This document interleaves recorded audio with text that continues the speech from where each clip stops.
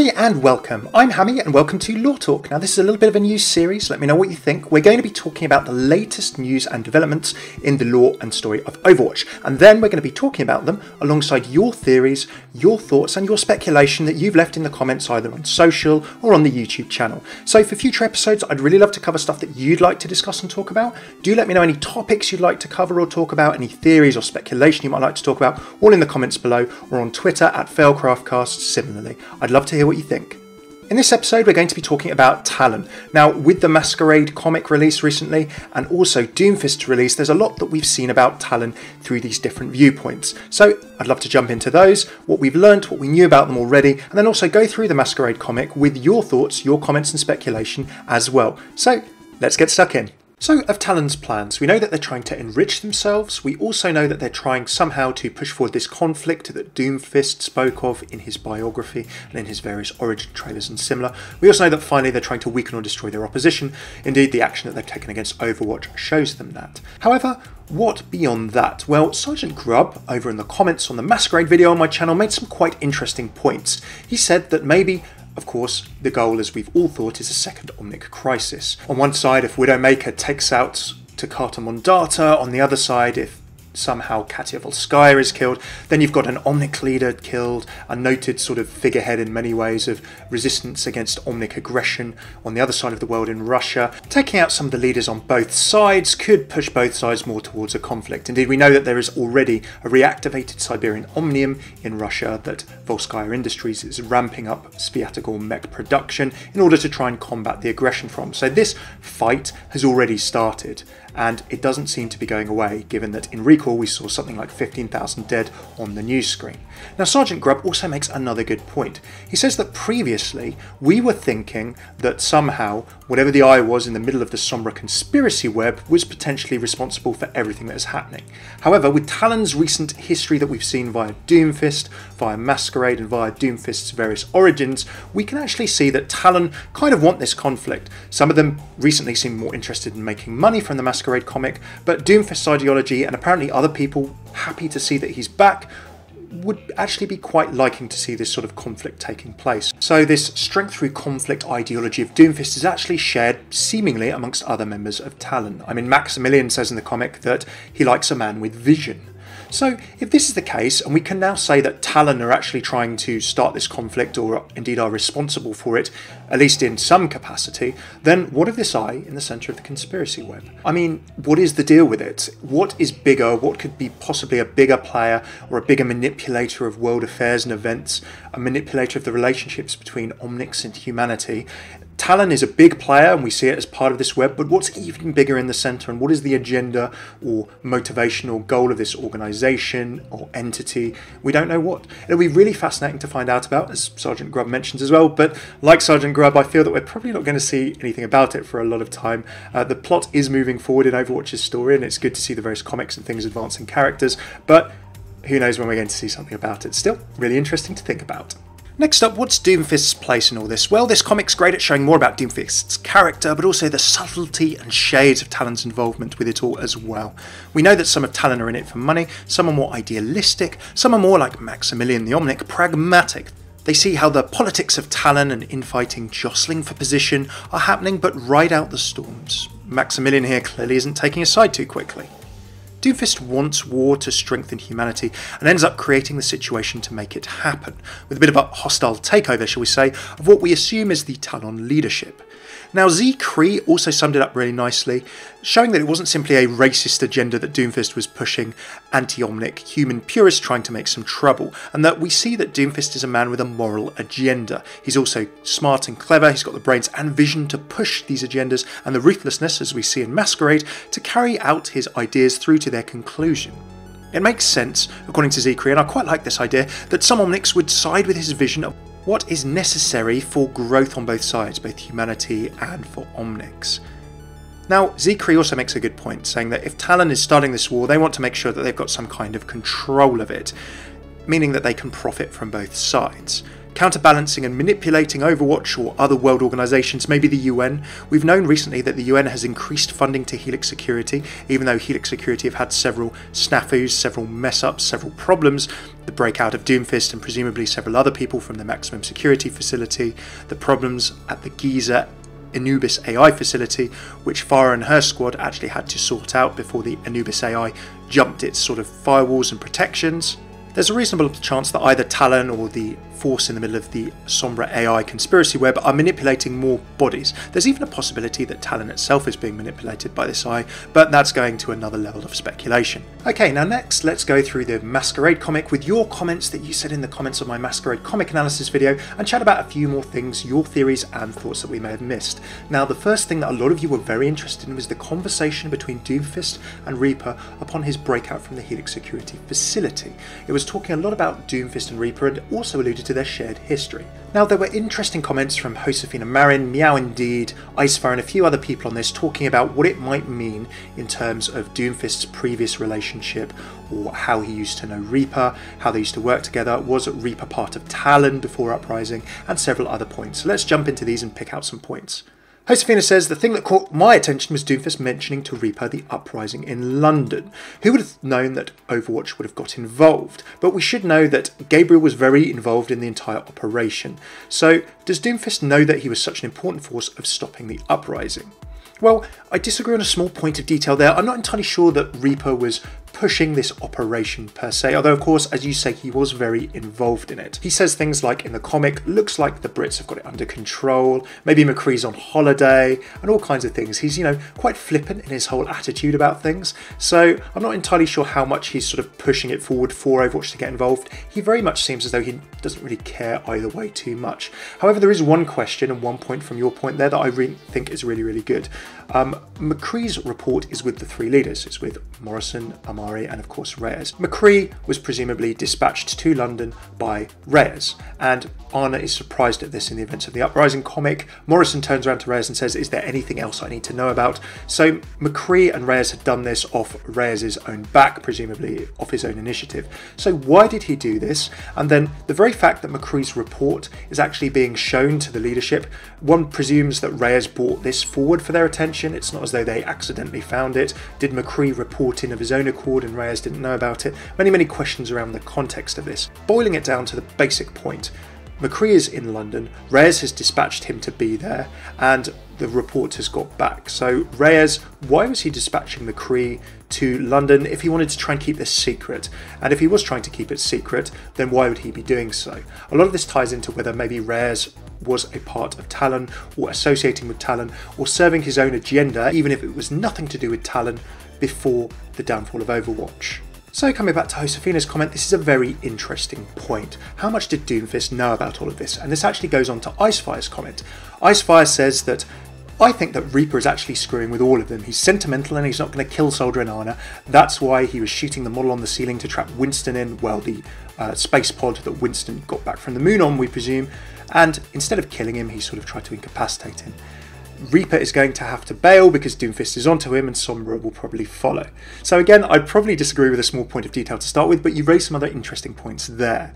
I wouldn't call Reaper sentimental very much. If we look at him in Old Soldiers, I'm pretty sure that this hatred, this desire for revenge is genuine. I always cite this side in Old Soldiers when he talks to Ana before sort of disappearing into the ether, into the air as it were. They left me to die, and similar. They made me this way, they left me to suffer. You know, Reaper is carrying a big chip on his shoulder, and he definitely wants revenge. Let's not also forget that he has been going around killing people, and I kind of believe him when he says to Doomfist that he's been knocking a few other people off of the Overwatch knock list, like I call it, Mission Impossible style, or certainly the partial list that he got from Watchpoint Gibraltar when he raided and was stopped by Winston. I don't see Reaper leaving Talon for the forces of good again, helping Overwatch or similar. I mean, would he be forgiven if he was? He wouldn't exactly be welcomed back with open arms. Similar to Widowmaker, I'm not sure that if she recovered from her brainwashing, that she'd be able to reconcile with what she's done and the murders she's committed, the killing of her husband. It all depends on how deep the brainwashing goes. Now, what I do find interesting here with Icefire's point is that Reaper might not be sentimental for Overwatch or his ex-comrades in arms, but for his family or whatever life he had before, if he does have a family. Obviously in Reflections we see him watching a family, and Michael Chu said something to the effect of it isn't random, so they are something to do with him in some way or another. Reaper could leave Talon for that reason. I mean, he describes himself in game as, you know, this is my curse. He sees himself almost as being cursed, and freedom from this curse might be a reason for him to be with Talon or to leave Talon outside of any moral factors or ideologies. He may want to set things right, get his revenge, and then die or move on from the horrific physical or otherwise state that he's actually in right now. He doesn't have to believe in Talon's ideology to serve them for reasons of his own, as Sombra does also. Also, on Icefire's point, it's interesting kind of the fluidity and independence that Talon's operatives have. The Council gave an order to kill Volskaya, and it was Viali's idea, before of course he's bumped off by Doomfist later in the Masquerade comic. So Sombra and Widowmaker aren't on the Council. Widowmaker was kidnapped and she's presumably an agent. Sombra's joined up with the cause but following her own agenda. Reaper's keeping an eye on her, he's watching her, he actually knows that what she did in Volskaya Industries. He keeps this information and mentions it to Doomfist, all of this internal Talon jockeying for position.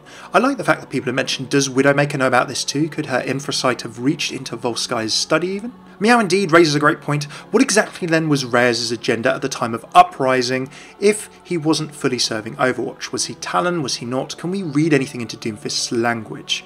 It is a little bit strange that Doomfist saying, who would have thought that Overwatch would have got involved? Reyes knew that Overwatch was going in. Was Doomfist talking to Reyes here? Maybe himself? Maybe sort of like, you know, a rhetorical kind of point or question. It's almost as if, does Doomfist hold Overwatch and Reyes as being separate? So Overwatch is one thing and Reyes as being another. This phrase, that was a missed opportunity, but who would have thought that Overwatch would get involved, has clearly got your imaginations firing. Was Reyes actually part of Talon at the time of Uprising?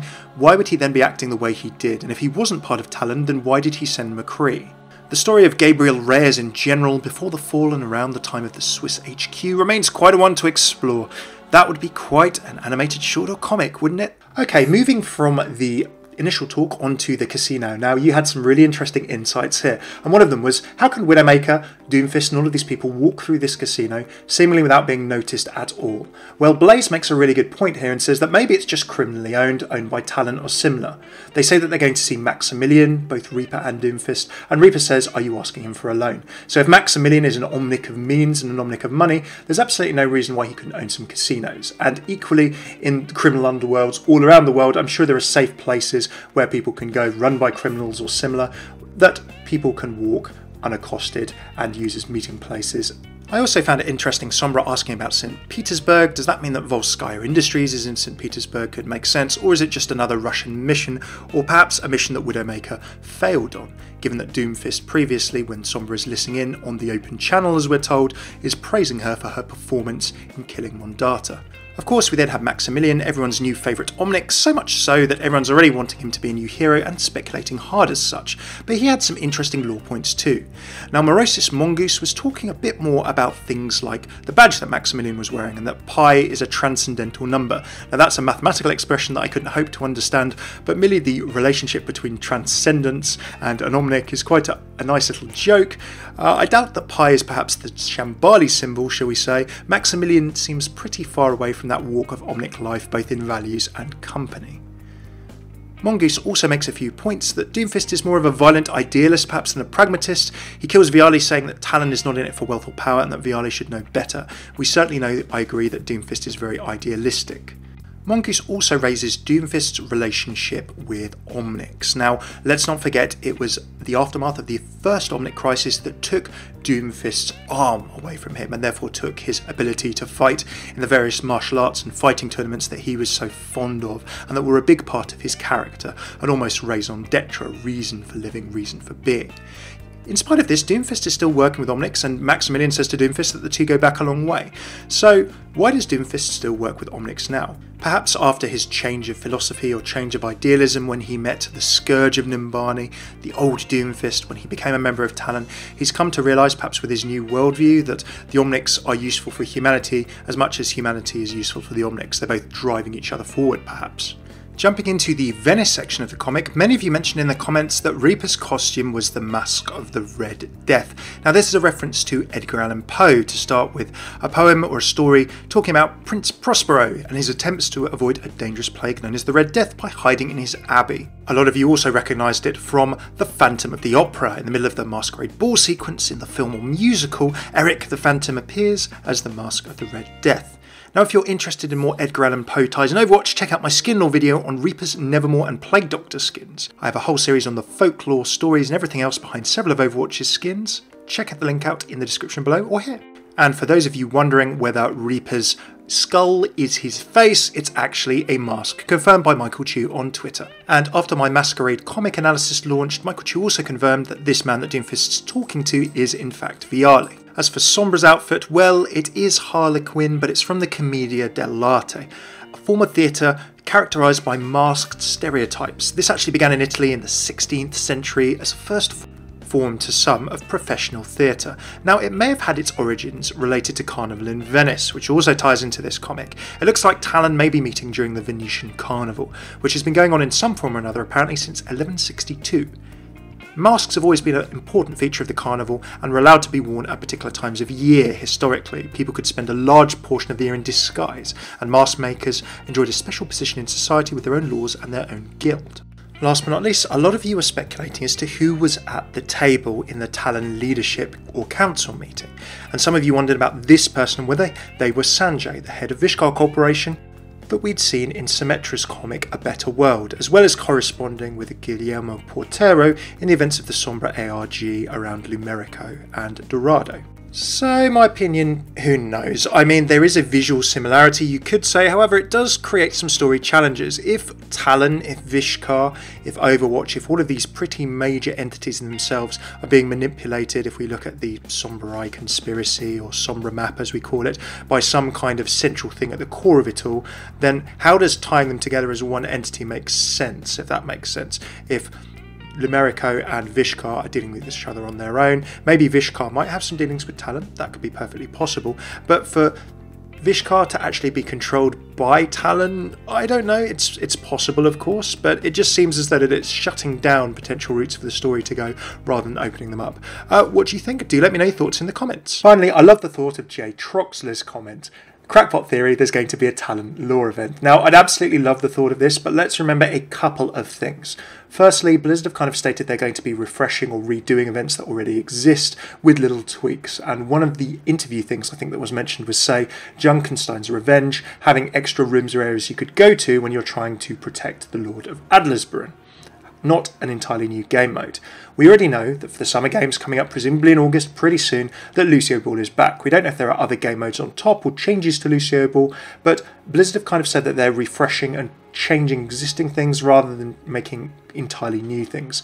Having said that, a Talon lore mode would be absolutely awesome. A lore event would be very, very cool. Imagine the skins you could have, maybe some of the skins that we've just seen already, and other things too. So I'd be really, really up for it, but let's not get our hopes up too much just yet. It would be really, really cool though to see, as Troxler says, some of the stories like Doomfist trying to take back control of Talon, things in the history of Talon, and other operations they must have done.